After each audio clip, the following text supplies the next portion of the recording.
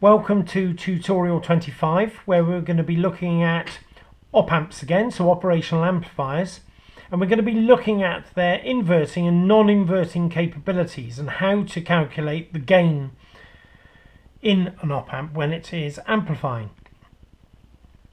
Now, I should point out that this particular section is not part of the AQA GCSE course. It was removed a number of years ago.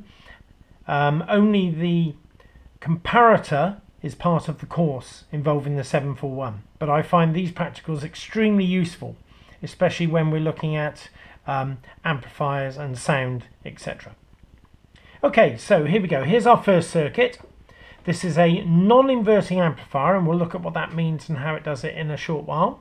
So the first thing to do is have a look at the circuit, just make sure we understand what we're building. So we're going to first of all label all our pins. So looking at this, our inverting input is pin 2, our non-inverting is pin 3, our power is pin 7, our negative voltage here, negative power if you like, going to -5 is pin 4, our output is pin 6. Looking at this once again, you will see that the variable resistor that's acting as a potentiometer, so in other words we're going to be putting a voltage into the non-inverting input that varies between 5 volts and -5. And in fact what I'm going to do, I'm just going to check that first of all.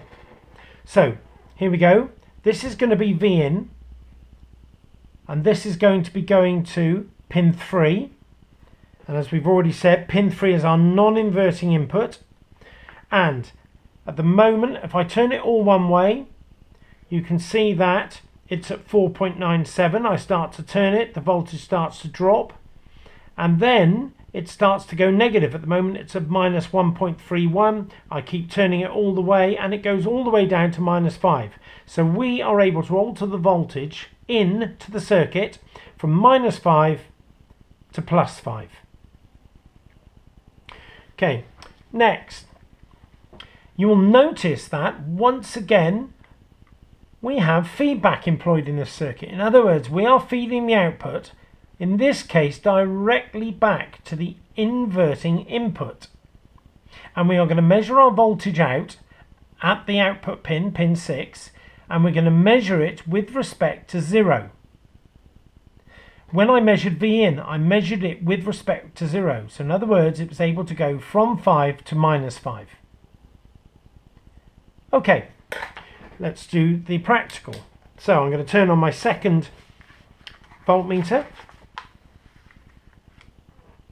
and we're going to put V in to 5 volts and measure what V out is. So V in is currently 5 volts, 4.97, and V out is 4.90. If you need to, you can always write in 4.97 by the side, and V out was 4.9. Next I'm going to change it so that V in is 4.5. Get as close as you can, don't spend ages doing it. 4.43, so that's 4.43, and V out is 4.37. They're pretty close, aren't they? Next I'm going to change it down again. Now, if you keep your eye on these two now, V in and V out, you will see that V out is the same as V in. I'm going to keep changing them. There's no point, because I'm going to just do this quite quickly. I'll just change that to 2 digits. If they are exactly the same all the way through, there's no point in me writing all these down. So for the sake of speed, I'm going to keep going, keep going, keep going. There we go, 0.23, 0.23, in and out. Let's go negative. So now we're at -2.09 and -2.09 for V in and V out. I'm going to write that in. So all these here have been the same. Now we're down to -2.09 and V out is -2.09. I'm going to keep going, and I'm going to keep going until V out is not the same as V in. Sorry, I'm going the wrong way. There we go. Now they're different. So I'm going to go back a little bit. So when V in is minus 2.98, V out is minus 2.96. And then here V in is minus 3.28 and V out is minus 3.02. So I'm going to go to minus 3.5, which is another value on my sheet. So minus 3.5, minus 3.5, and V out is minus 3. When it was minus 2.5, they were the same, I believe.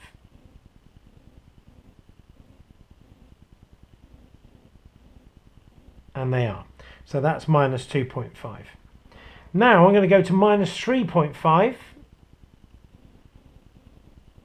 Sorry, minus 4.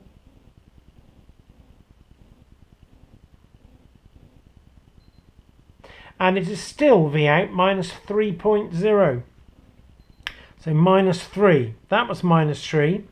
And let's go all the way down to minus 5. And you will see that V out is still minus 3. So in other words, it hasn't changed between there and there. So what we're going to do, we're going to plot a graph of those results. And I'll come back to you when I've plotted my graph.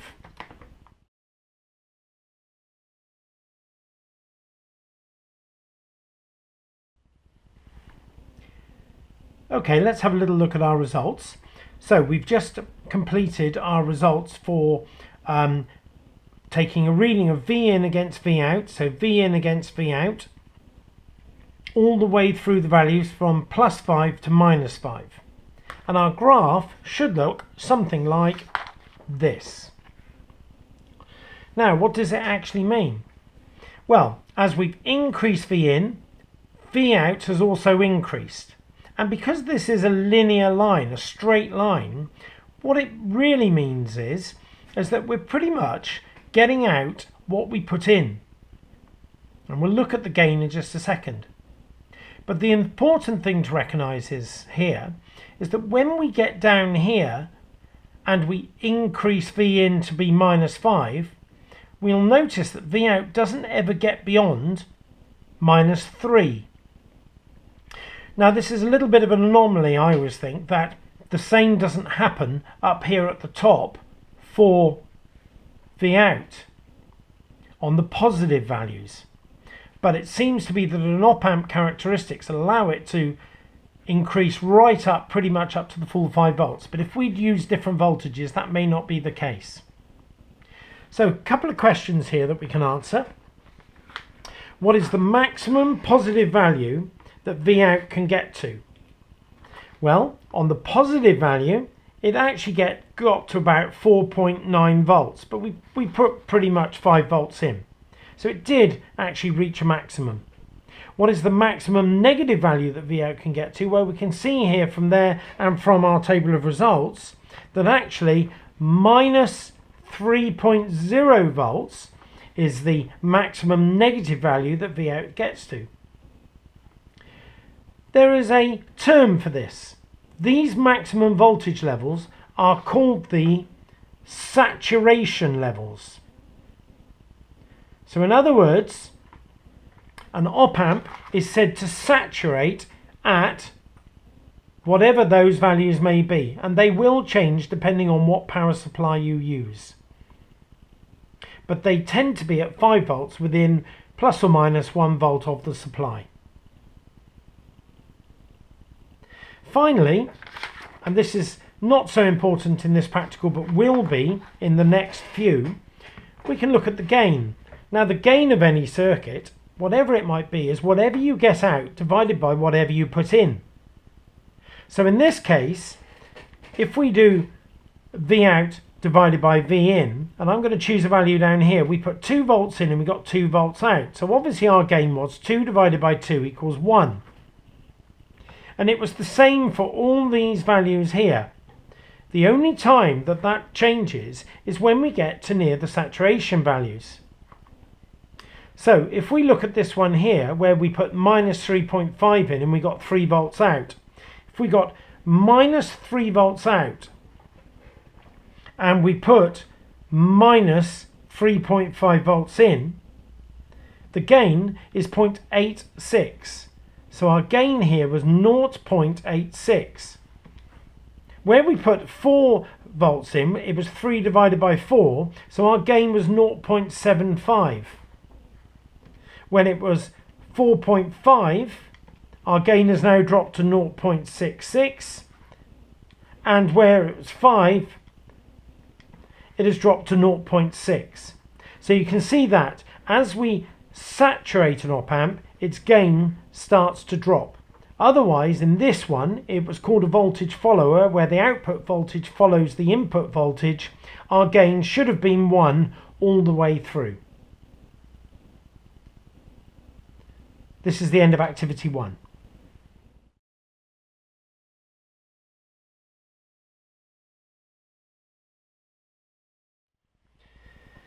In activity 2, we're going to be looking at a non-inverting amplifier with gain. So, very quickly, looking at the circuit, you will notice that now we have a couple of resistors in the circuit that resemble a potential divider circuit. And that's what's happening in this circuit. If you imagine that the output voltage would be divided up across those two resistors, a proportion of it, whatever is at the middle, is going to be fed back to the inverting input of the op-amp. Everything else remains the same, including the way of adjusting the input voltage to the non-inverting input. So let's go through our results. So I'm going to adjust V in, so it's 5 volts, and V out is 4.21. Now I'm going to change V in, and actually, again, to make things a little quicker, I'm going to change V in until V out changes. There we go. So V out has just started to change. Let me go back up just a little bit till it's 4.21. There we go, back there. So now V in is at about 2.1 volts. So we've gone all the way down to here, about 2.1 volts.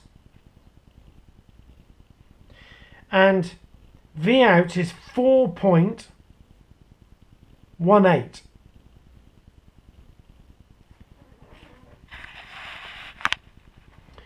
Next, let's move all the way down. Let's take some readings. So here we go. V in is 1.33. V out is 2.66. So at 1.33, V out is 2.66. Keep going.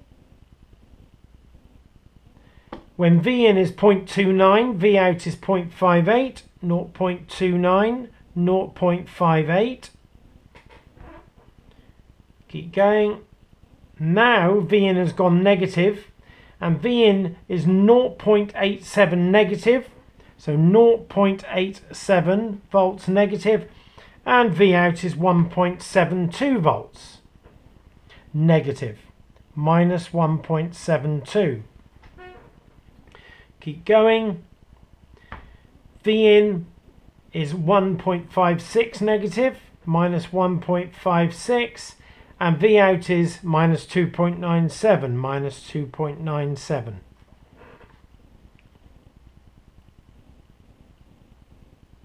Now you'll notice that V out has stopped changing. Now at what point does it stop changing? I'm going back up on V in now, changing V in up, and here this is where V out has stopped changing. At 1.59, so not much above where we were, minus 1.59, V out is minus 2.98. So now let's change V in. So now I've gone to about 2.52 negative, minus 2.52 volts, and V out is minus 2.99, minus 2.99. Let's keep going, and V out now is not changing at all, not changing at all, not changing at all, and I've now reached the maximum negative value, which is minus 5 volts. So V out remains minus 2.99 now, all the way down. So let's plot a graph of those results.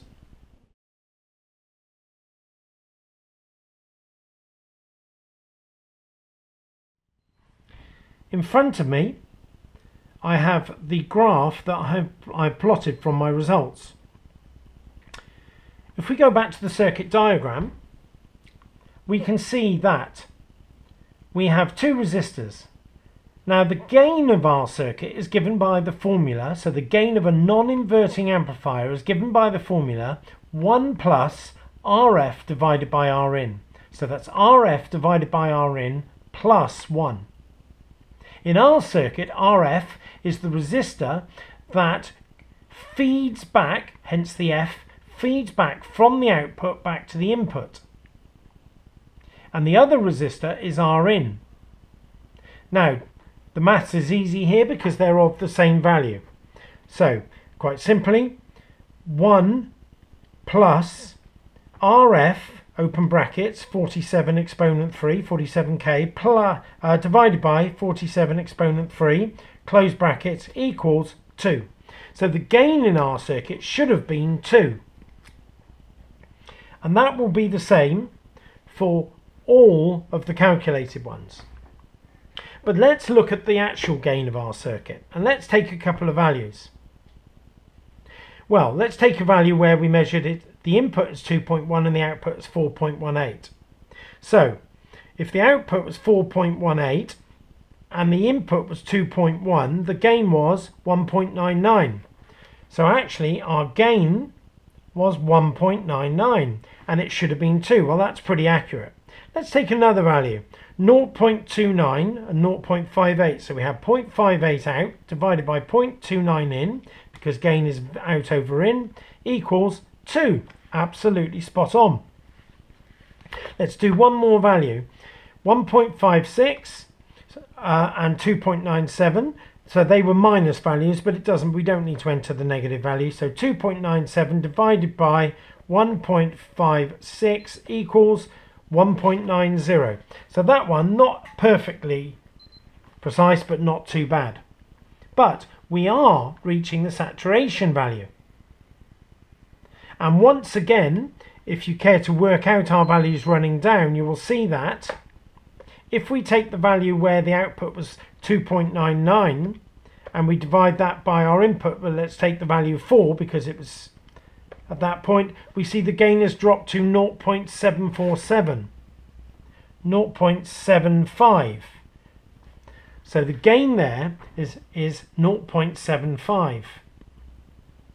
So the gain once again is dropping towards those saturation levels.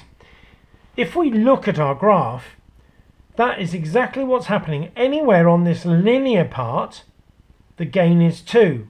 We put 1 volt in, we've got 2 volts out. We put 1.5 volts in, we've got 3 volts out. We put minus 1 volt in, we've got minus 2 volts out.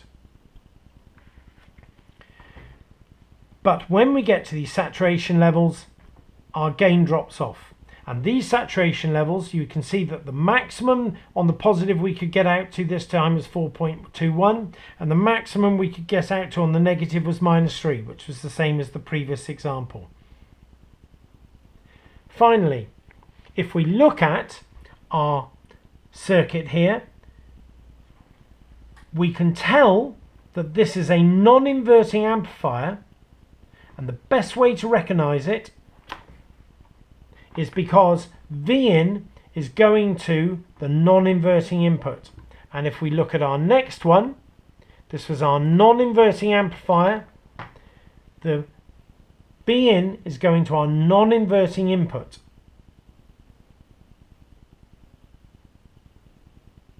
This is the end of activity 2.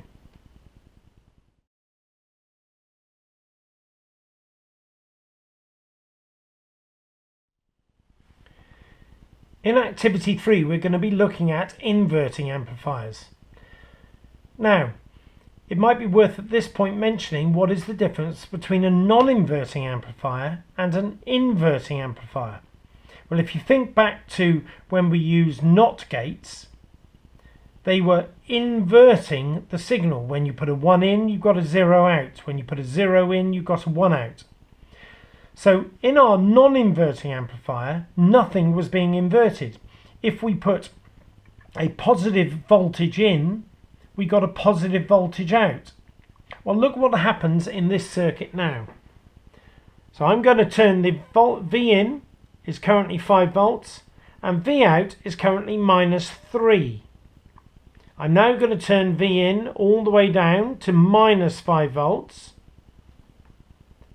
And V out has now gone positive to 4.22 volts. And somewhere in the middle, -2 plus 4 plus 0.77 minus 1.69. So the input is positive, the output is negative. The input is negative, the output is positive. So let's look at this again very quickly in terms of the gain. The gain is given by the formula in an inverting amplifier as minus RF divided by Rin. Minus indicating it's inverting, RF divided by Rin. So we should be expecting minus 22k, because this is the feedback resistor going from the output back to the input, minus 22 divided by 10. 22 divided by 10 gives us 2.2 minus. So it should be a gain of minus 2.2. So let's plot a few results. Input 4.96, output -3. So now I'm going to change my V in, and I'm going to keep going until V out changes. There we go, it's just changed. So 1.42 volts in, we've come all the way down here, 1.42 volts in, and I have -3 volts out. So let's keep going. We don't need to do all these really, as long as you understand what's happening. So I've got 0.46 volts in, 0.46 volts in, and I've got -1 volt out. I'm going to go into negative values. So I've got -0.5 volts in, and I've got positive 1.09 volts out. Keep going. So I've got minus 1.06, minus 1.06, and my out is 2.32 volts. So now I'm going to keep going until this reaches a point where it doesn't change anymore. And it seems that 4.24 is the maximum. So let me go down just a little bit.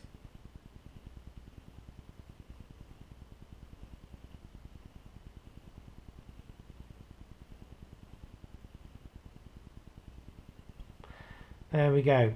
So minus 1.84. So minus 1.84 gives me 4.04 out, and we know then that the maximum will be 4.23. So from those results we can plot our graph.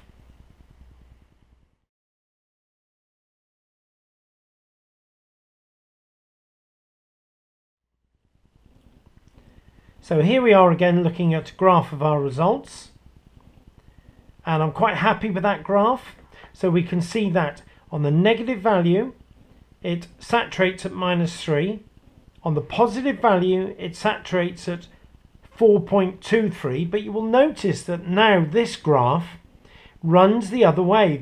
The non-inverting graph ran in this direction. When V in was positive, V out was positive, but now when V in is negative, V out is positive, and when V V in is positive, V out is negative. So it is an inverting amplifier. If we look at our gain, well, our calculated gain was minus 2.2, as we've already looked at. But if we now take a couple of our results, let's take this one for example, where V out was 1.09 and V in was minus 0.5. So out divided by in, 1.09 divided by minus 0.5 equals minus 2.18. So minus 2.18. So that's pretty accurate to our 2.2.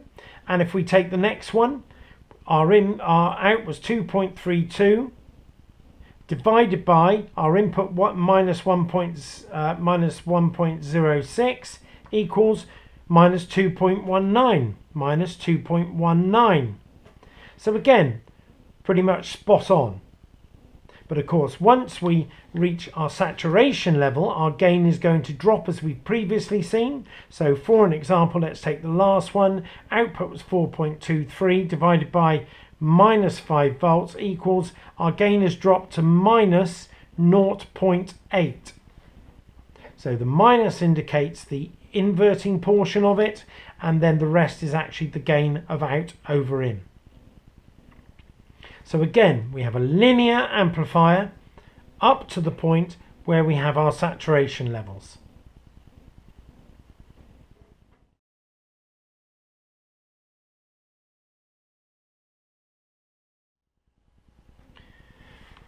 Okay, in activity 4, we're going to be using the same amplifier that we used in activity 3.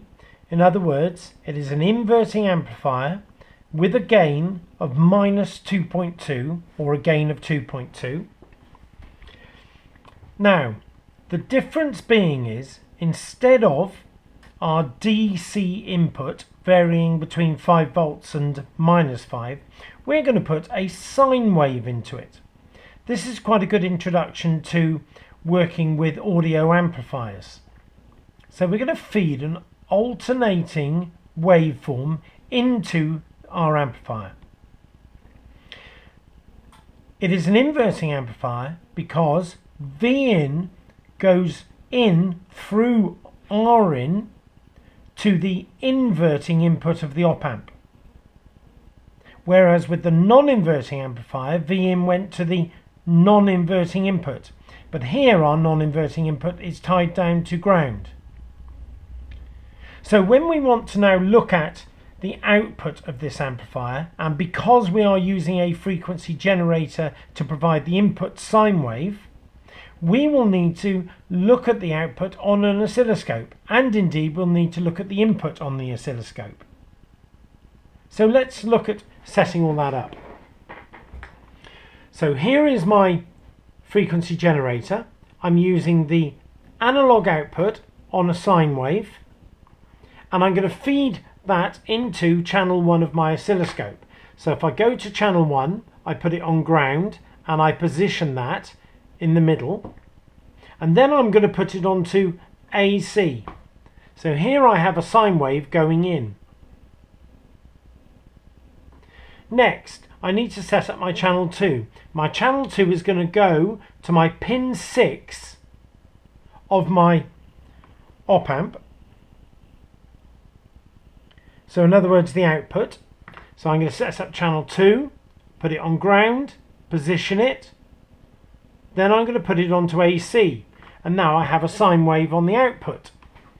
Do we think it's working? Well, what we're going to do, we're going to look at channel 1 and channel 2 together. So I'm going to go on to dual, and you can see there that I have two waveforms. And what I'm actually going to do, I'm just going to move the output down a little bit so that you can see them both.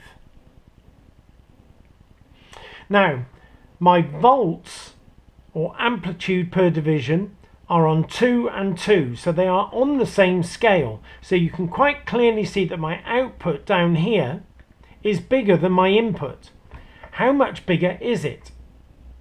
Well, if I now go to 1 volt per division, and I'll put them both, if I put them both on ground again,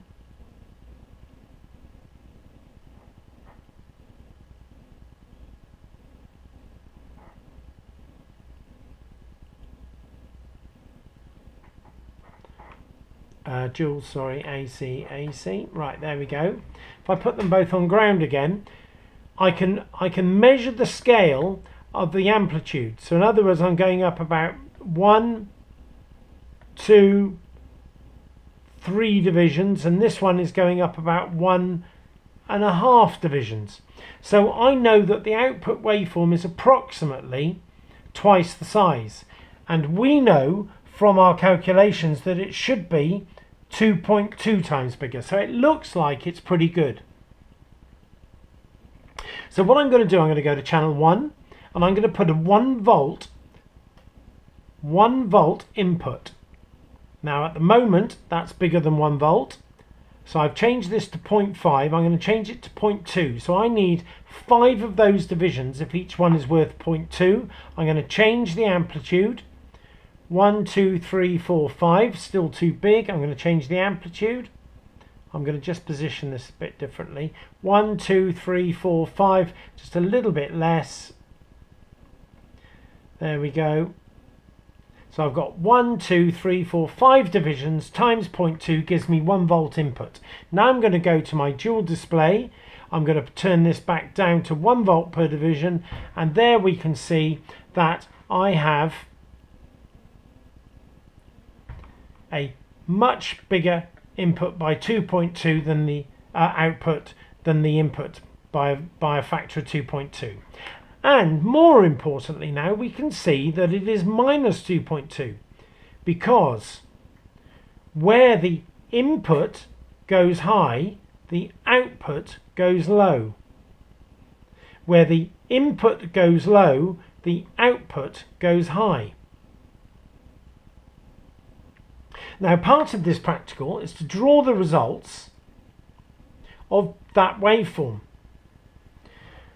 So we're drawing the input and output waveforms for the 1 volt peak to peak 1 kilohertz sine wave. Well, I've put it on 1 kilohertz, but it could have been any reasonable value. So the waveform that you need to draw on your sheet is that waveform there, indicating the volts per division and the time base to show that it's 1 kilohertz, and that will appear on here. There is another result that we need to look at, and it is one where we say draw the input and output for a 6 volt peak to peak. So let me go back to channel 1 and let me set that up for 6 volts peak to peak. Well, I'm now on 2 volts per division. This is my input waveform, so I need 3 of those divisions. 1, 2, 3. A little bit less. There we go. That's 6 volts peak to peak. Peak to peak. And now I'm going to go to dual again. And I'm going to put this onto 2 volts. And now something unusual has happened. Our output has changed from a sine wave to what looks like a square wave, because it has a flat top and flat bottom, but that is not the case. What is actually happening here is that we are saturating.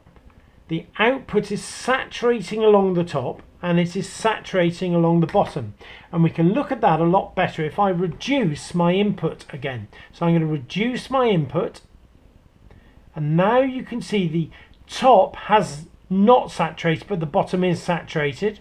Now I'm going to continue to reduce the input, and now you can see that the input at the output at the bottom is not saturated. So let's just increase that a little bit. Increase that a little bit. So watch what happens as we increase the input. The negative value of the output has started to saturate, and we're going to have to change the scale again to see the positive. So as I increase, I'm increasing, and now the output has started to saturate on its positive value as well. Now I'm going to continue to increase the input well beyond the 6 volts, and as I continue to increase it, you can see that now our input waveform, our input voltage, is larger than our output voltage, because we know that the output voltage can only go between about -3 to +4 volts. It only has a spread of about 7 volts, and I have put an input waveform that goes about 2, 4, 6, 8, 10, 12 volts, because I'm on 2 volts per division. Very useful to see the saturation happening. Now, setting up our input voltage to 6 volts peak to peak, that's about what you're expected to draw on this waveform diagram here. That is the end of tutorial 25.